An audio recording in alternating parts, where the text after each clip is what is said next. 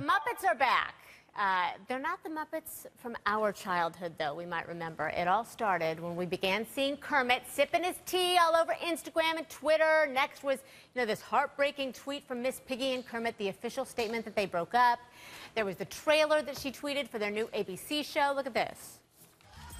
The show's going to be all about our personal lives. I hate the 405. Behind the scenes. How'd the surgery go? Oh, fine. But I kept biting the stitches off, so I threw this thing on. Our relationships. I don't see how it's ever going to work out with you and You can say it, Dad. He's a bear. So everyone started to figure it out. The Muppets were grown up, and they were talking about grown-up issues. ABC calls the primetime show a contemporary documentary-style show where, quote, for the first time, a series will explore the Muppets' personal lives, romances, breakups, achievements, disappointments, wants, and desires, unquote. Here's the thing. By the time it debuted last night, the premiere was highly anticipated. It was highly controversial. A group of moms says the new Muppets show is perverted. The group 1 Million Moms is now pressuring ABC to cancel the show. They say it is not what Jim Henson imagined and created. ABC has ruined the Muppets. How many parents want to explain the punchline of sexually charged jokes to young children? So director of 1 Million Moms, Monica Cole, is joining me now. We also have James Breakwell, known for his really funny tweets on parenting. We've all been there, right? Monica, so good to have you with us. Let me know, what was the first thing that stood out to you as you watched this show? Well, the first thing that spoke to me was there were 6 inappropriate comments or words in the first 5 minutes alone.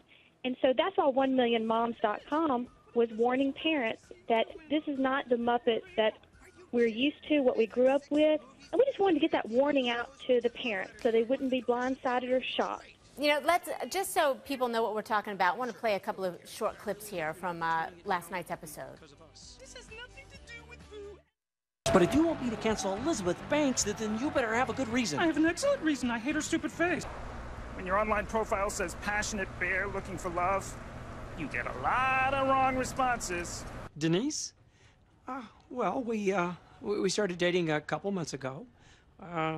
She runs marketing for the network, and we were at a cross-promotional synergy meeting, and we ended up cross-promoting.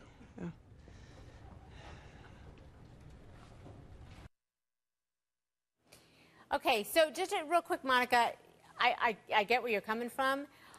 What do you think most of this stuff, though, would really just kind of go over kids' heads? Well, kids are so smart, especially nowadays. And in my opinion, if the child was really young, because they want to watch a show with puppets, it might go over their head. But several of these comments, the older a child becomes, they're going to pick up on these comments. And if it's a show for adults, then it should just come on later in the evening because it is on 8 o'clock p.m. Eastern Time. Sure. But keep in mind, that is 7 o'clock p.m. Central Time. Right. So James, I know. It's not appropriate. It's not appropriate, you say. Absolutely. I hear you. It's not appropriate, you say. James, I know that you have 3 young kids and one that's on the way, in fact. What is your response? Was it funny? Was it offensive? I think it's funny. I mean, the controversy here is that these jokes work on 2 levels and that one of them is raunchy innuendo. I mean, if your 5-year-old is picking up on raunchy innuendo, the Muppets didn't ruin your kid. Your kid came into that show pre-ruined. I mean, if they make a veiled reference to drug use and your kid jumps up and says, they're talking about pot, I mean, that's not the first time he's heard about pot. You should probably check his room right now. And if your kids really come to you point blank and ask, what are they talking about? I don't get it. Here's what you do. You lie. I mean, as parents, we lie to our kids all the time. We lie to them about the tooth fairy. We lie to them and say hard work gets you ahead in life. We lie to them about why the master bedroom door was locked. Whoa, my goodness. It's one more lie on top of all those lies. I don't know that the folks at 1 Million Moms would necessarily agree with that, but do you really think that this is something that ABC should take off the air, or at least air later in the evening? Do you understand their concerns? Yeah. No, I don't think they should take it off the air. There are so many other worse things out there. There are hundreds and hundreds of channels, and I mean, unless you lock your remote in a cage and bury it in a cave, your kid's going to see something at some point. So I don't worry. In fact, if the Muppets are the single cause of ruining your kids, you deserve a standing ovation for keeping them sheltered that long. I mean, before they get to that point, they're going to have so many other influences. I mean, where I learned most of my bad stuff was from other kids, and you got to remember, these good kids are going to go to school with my bad kids, and that's probably where they're going to get it in the first place. That is going to come back to haunt you, calling your kids bad. They're going to come back with that. James, so good to have you. Monica, we appreciate your input as well.